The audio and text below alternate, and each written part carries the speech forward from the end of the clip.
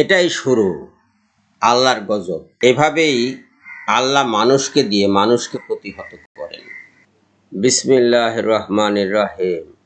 ওয়া কাযালিকা আখযু রাব্বিকা ইযা আখাযাল কুরা ওয়া হিয়া যালিমাতুন ইন্না আখযাহু আলিমুন শাদীদ।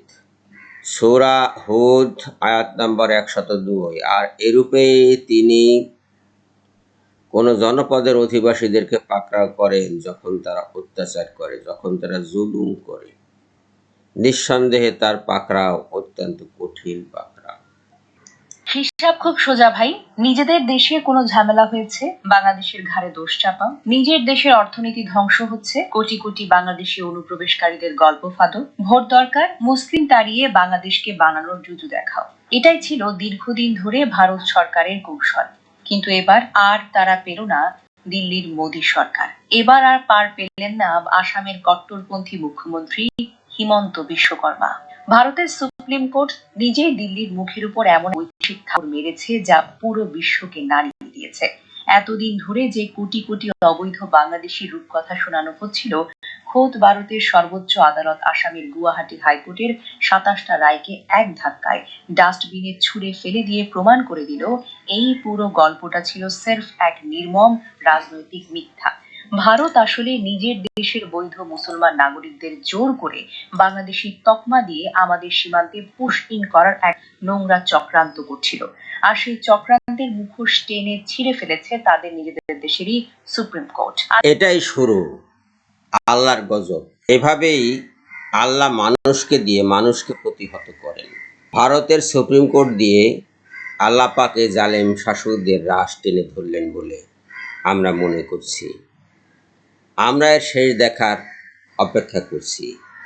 এখন এই বঞ্চিত লোকগুলো, যাদেরকে ভারতের নাগরিকত্ব থেকে বঞ্চিত করা হয়েছে, বৈধ নাগরিকদেরকে অবৈধভাবে বাংলাদেশে সাজানো হয়েছে, তাদের এখন সুযোগ হয়েছে সুপ্রিম কোর্টের এই রায় নিয়ে এই সব শাসকদের বিরুদ্ধে ফৌজদারি মামলা করা। এবং ফৌজদারি মামলা হলে এরা শাসন ক্ষমতা তো থাকবেই না, এদের জেল হবে, জরিমানা হবে, কারো কারো মৃত্যুদণ্ড হতে পারে। নরেন্দ্র মোদী বলেন, অমিত শাহ বলেন, হেমন্ত শর্মা বলেন, কিংবা শুভেন্দু অধিকারী বলেন, এদের কারোরই এই রায়ের সামনে দাঁড়িয়ে থাকার ক্ষমতা নাই। আল্লাহ এভাবেই ধরেন যখন ধরেন। সূরা হুদের 2 নম্বর আয়াত সংলগ্ন একটি হাদিস আছে। আবু মুসা রাদিয়াল্লাহু তাআলা আনহু থেকে বর্ণিত, তিনি বলেন, রাসূলুল্লাহ সাল্লাল্লাহু আলাইহি সাল্লাম বলেছেন, নিশ্চয়ই আল্লাহ অত্যাচারীকে পৃথিবীতে সুযোগ ও অবকাশ দিয়ে থাকেন, আবার যখন তাকে ধরেন তখন আর ছাড়েন না।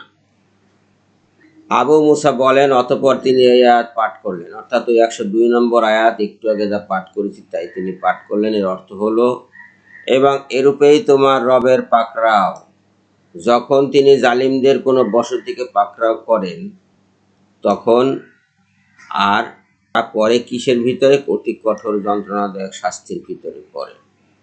হাদিসটা হলো বুখারী শরীফের 4686 নম্বর হাদিস।